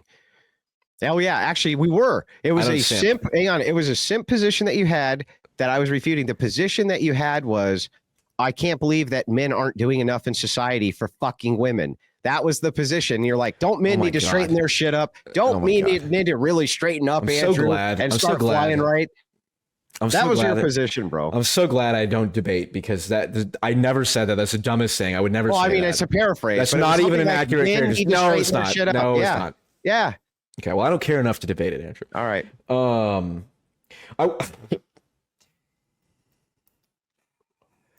I will say one thing that has made me anti-woman is realizing that someone decided to marry Jay Dyer. And that really fucking... Oh, come on, dude. Don't do that. Oh. She's a sweetheart. Oh, I'm sure she is. Yeah, then why would you say that? That's a horrible thing to say about somebody. Says the guy who called the woman a fatty, the Dunkin' Donuts lady. Yeah, I would not. If a woman was if a woman perceived Jay Dyer, I think. Yeah, if a woman is happily she's a married, person. I don't go after people's families and shit, dude. I've never done that. That's not a thing I do ever. Oh my God. Name a time I've ever done that with anybody. I just don't do it unless they're a public figure themselves. I just don't do that. Okay. I don't go after their fucking, and usually, and even then, I'll go after their ideology. You know what I mean? Well, for the record, it was a dig at Jay. That was the joke. Yeah. I'm sure Jay is happily married. I don't know his wife. And yeah, she's a great person. Yeah, I 100% believe that. I think Jay is a little bitch. Yeah, I know that you don't like Jay. I was trying to insult him. Okay. Yeah. All right. There's a line too far there, bro. Pro-woman Andrew here, defender of woman. Look at marriage. We're a good team. I can get Andrew Wilson to be pro-woman. Okay, let me ask you this. Do you think that I am making a mistake by getting friendly with some of these super progressive people? I mean, like FD signifier. I think it's a great thing. I mean, ultimately, well, like, here's the thing. Your friendship with Destiny will probably always be fine, because I would call it a friendship. Yeah, if you have a friendship with Destiny. Association. Yeah, that'll probably always be fine. You can have them over. You can suck your dick. I mean, you can film it. You could distribute it. It'll probably be okay. But the reason I don't have any problem with you being good friends with progressives is because that's how you learn. When they fucking begin knifing you in the back and trashing you all over the place and turn on you in a second because you have some take, then you're going to be like, okay, yeah, fuck these people. Would you ever work with progressives if the contextually I may? So like, okay, if we're on a desert island and we need to get a boat to get out of there, yeah, I'll definitely. What if there were progressives who agreed to reforming the divorce courts? No. You wouldn't work with them? No. What? I'm assuming you don't care about ranked choice voting, do you? No, I definitely wouldn't work with them on ranked choice voting either. Do you like ranked choice voting? No. What's a policy that you really support that you think the average person or non-progressive would support? Nuclear power? The average person? would support, but progressives the average would not. progressive, and now I'm not talking about like a super ideological possessed progressive, but your average, like, I'm kind of progressive, but barely knows like Karl Marx or any of that shit. So a little bit more like middle of the road. Yeah, more middle. What is this a policy that you support that you think many people who are not necessarily right wing would also support?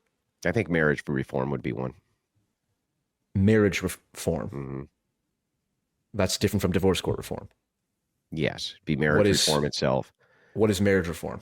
Well, there's a lot of different ideas here, but perhaps a small waiting period before you get married. I agree with that. That's what we do for guns, don't we? Yeah, a small waiting period before you get married is one thing which has been postulated. It's not the worst idea that I've ever heard.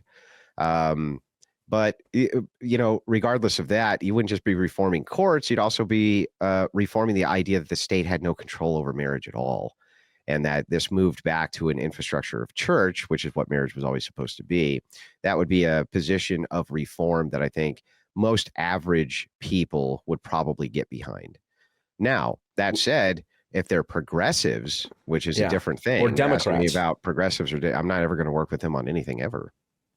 Even if They're it fucking was evil. You don't work with. Here's the thing, bro. You don't dance with the devil because the devil don't change. The devil changes you, right? Oh, Andrew, I'm dancing with you right now. Because I'm not the devil, bro. You're not. No, I'm not. Don't. Enlightened Centrist. Do not listen. Do not ever work with progressives. Not in a political sense. They are backstabbers. They're evil bastards. What would happen is we would get close to having what we wanted, and they'd be like, "Oh, we just want this one change," which is like universal health care. Right? It's like some shit like that. That's what very practical one. Very practical one. Anti-war, anti-U.S. intervention in Israel. I would support that from a right-wing cause, but would not work with progressive organizations. Let's say that cause. You would not work with. What if you worked through back channels? Like, for example, what if P.F. Jung comes out and forms the anti-U.S. imperialism coalition? Mm-hmm. Well, you're not a progressive. Correct. I'm not. But I know progressives. No, I wouldn't work with a progressive organization, even on anti-war policy, even if we agreed, because 100%. What if it was like a single ballot initiative? It was a single vote. All you needed was 51% of people to vote. We're not going to blindly send money to Israel. That's different. If you're talking about in government, bipartisan positions, which is the only way to get legislation passed at all. Yes. Well, then, yeah, that's a different story. But if you're talking about, that's what I'm referring to. Yeah, well, of course. So you don't have a choice then. No, I'm not saying if you hypothetically you were in government. Mm-hmm. I'm saying let's say there's this, I don't know, a state ballot initiative, and it says we're gonna not send money to Israel. Mm-hmm. We're not gonna use public funds. Yeah, and I'm in the government. No, you're just you, Andrew Wilson, in the state. Okay. And there needs to be a movement to raise awareness for this ballot initiative. Mm-hmm. And I'm heading it as the Enlightened Centrist Coalition. Yeah. I keep you in one room and the progressives in another room. But yeah, we're all aligned. It's just one ballot initiative. It's a one and done task force. So that's it. No. You wouldn't do it? I wouldn't work with them, no. Because there's never anything you'll do with progressives that doesn't have a catch. Ever. Now, if I was in government itself and I'm elected now in a democratic manner as a democratic representative, that's actually the job they're putting me to do, is to work with the other side to pass resource legislation. That's what the whole fucking point of that would be. It would be the distribution of resource legislation. So it's the idea of allocation of resource in law, right? That's it. That's the whole point. So it's like, that's a different position that you would be in there, which why I wouldn't want to run for fucking government or office either, right? I'd much rather be in the background, but no, I still would not want to work with progressives on even a single ballot initiative. They're fucking evil, bro. They're fucking evil, dude. What happened to evil has no ontology? They have ontology. Those people have ontology. Interesting. And that their ontology is to remove themselves from the energies of God because they're fucking evil. Okay? They're fucking evil bastards. Well, I'm trying to think, Andrew, how can I productively, well then, okay. So why don't you think I'm making a mistake by, being friends with? I told you, because they're going to stab you in the back, and that's the only way you're going to learn what they are. Interesting. Are you ever going to stab me in the back? Nope. And you believe me too, don't you? That's what's so funny, right? Is that you 100% believe me. And doesn't that piss you off? That like when I say that to you, you 100% believe me. But I gotta feel that if any of these progressives said that, you wouldn't fucking believe a one of them. Well, you know, that's what's so funny, isn't it? Only time will tell. Well, let me ask you this. When I say that, do you believe me? Unfortunately. Yeah, see? I think I do. You see what I mean? That's what I mean. It's like maybe I'm an uncouth. Maybe I'm a little uncouth and a little I swear a little too much, blah, blah, blah, blah, blah. Right? But in the end, Andrew, you're gonna stab me in the back. I say no. You're like, I believe him. So it's like, well, you know, I guess when you take the goods with the bads, you can take the goods all the way home to the bank, right? So just saying. All right, last question. How much money did you donate to Shiloh Hendrix's GoFundMe? If I had, I would not ever publicly admit that I did. Me neither, Andrew. Yeah, or the Carmelo Anthony? Large amount of money that it would have been if I had. Because I don't believe that we should give to charitable causes and then try to take credit for things like that for the purpose of pious signaling. I've never disclosed what I give to any charity on behalf of anybody. I just don't do that unless I'm pressed to the point where somebody's saying that this guy never gives nothing to nobody. And sometimes that shit gets leaked, right? But I'm not a pious signaler when it comes to charitable contributions. I never have been. So notable charitable causes like Shiloh. Well, that is wait a second. These people have been doxxed. They're probably never going to be able to work again. And a woke mob is literally trying to get them, assassinated, politically assassinated. I don't think that they deserve that because she shot off at the mouth at a kid one day. It's like, that's fucking bullshit. That's bullshit. And so it's like, yeah. And people are like, who's she going to make $1 million? Like, yeah, but they're probably never going to be able to fucking work again. So yeah, it's probably going to take $1 million for these people to live. They're going to be able to fucking work again, probably for the rest of their life. You don't got to tell me. How much? I told you I'm not donating. Or I told you I'm not telling you. I just said I wouldn't tell you. Yeah. No, I think it would be funny. You won't tell me if you donated either? Exactly. What I should have done is I was going to donate to Shiloh and then screenshot it and post it to Twitter and say, this is peak centrism. Mm-hmm. No, I mean, I do generally think as a rule of thumb, you should not call a black child the N-word. Sure. No dispute. No, they should call children really any names, right? Yeah, but yeah, true. But also, I don't consider that one to be any worse than any other one. I do. It's a little worse. It's a little worse to call a black child the N-word. If she had said, the black child. Well, here's the thing. Actually, I think it would be worse if she had just said, no. If she had just said, you little shit, no one would have done anything. Yeah, but that's the point, right? The point is the contextualization is like, from the child's perspective, they don't know it either way.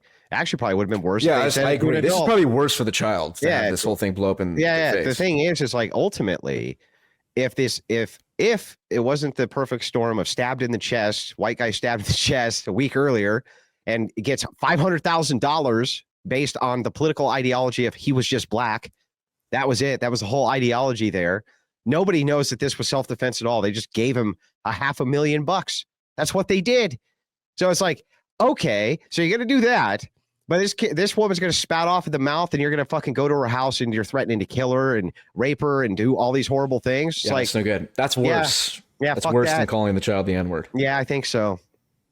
And so what we were doing there, what people are doing there is sending a pretty strict message. They're saying, look, you have every business and right to critique this woman for what she did. Nobody's saying you can't.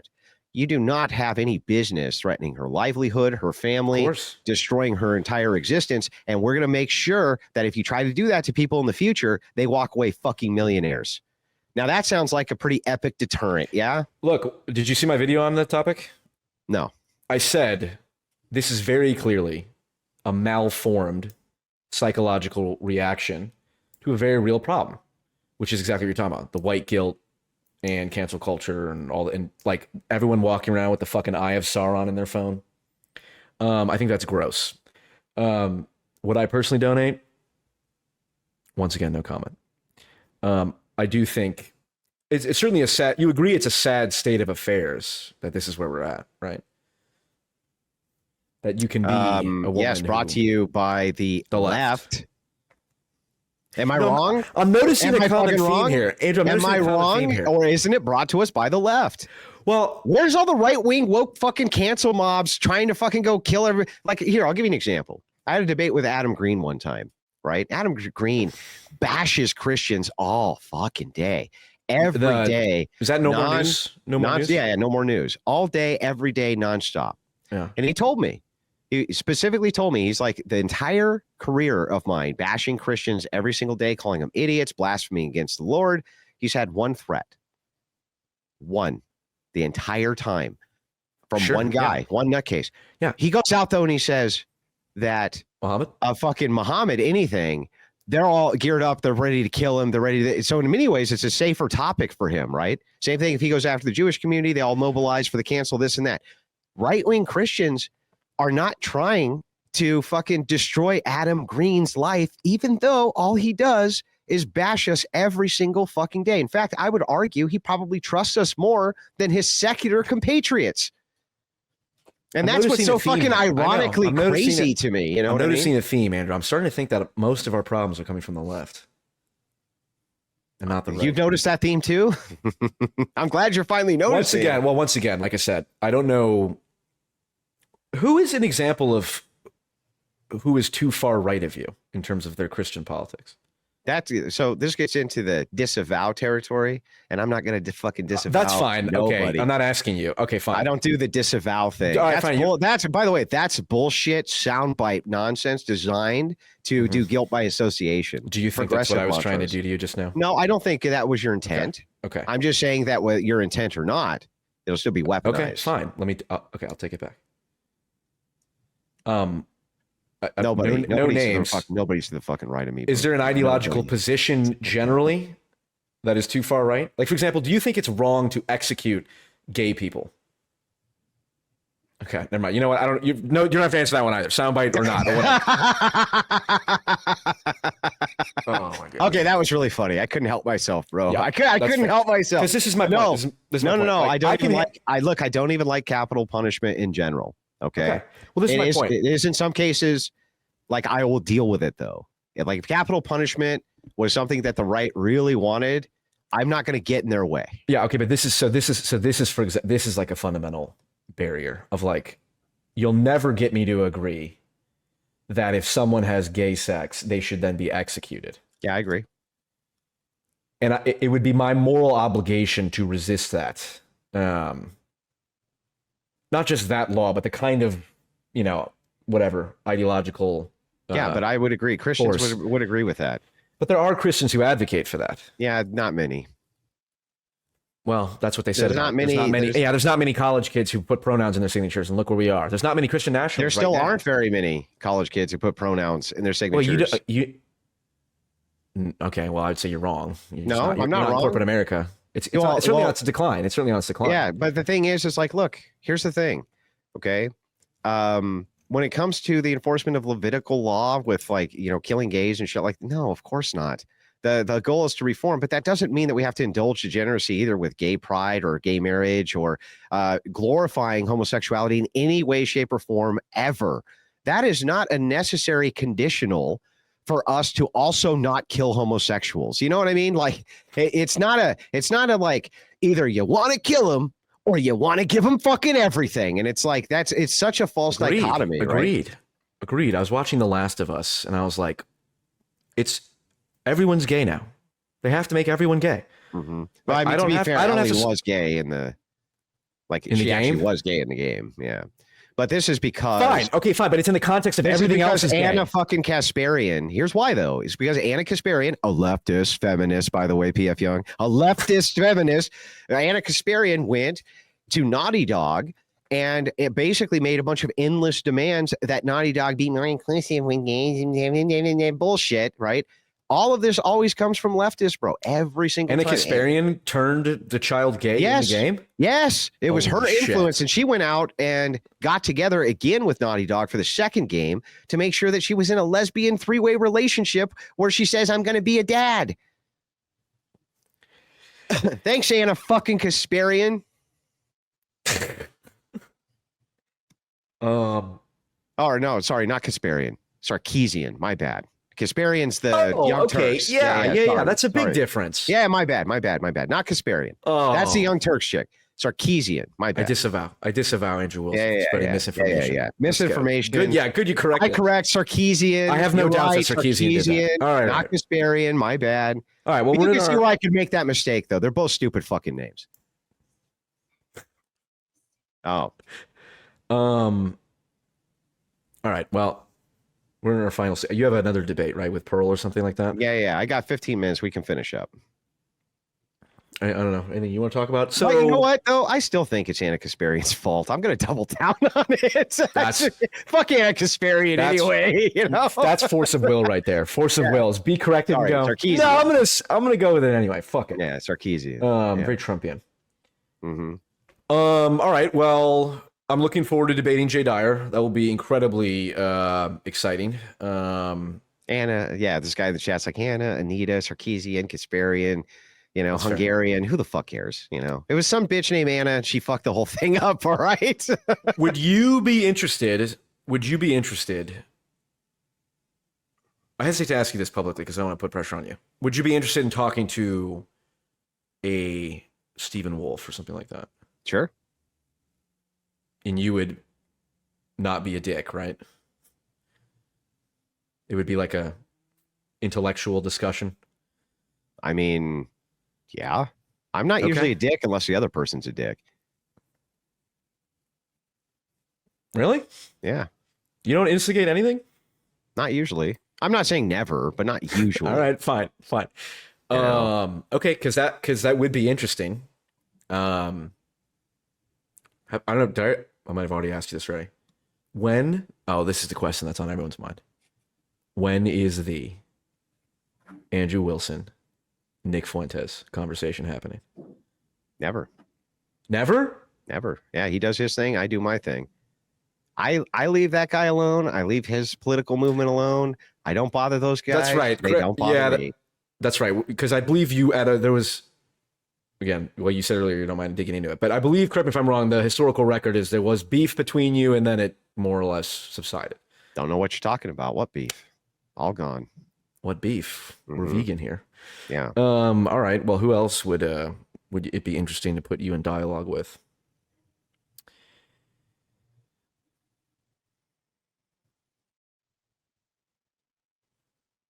Yeah, I don't know.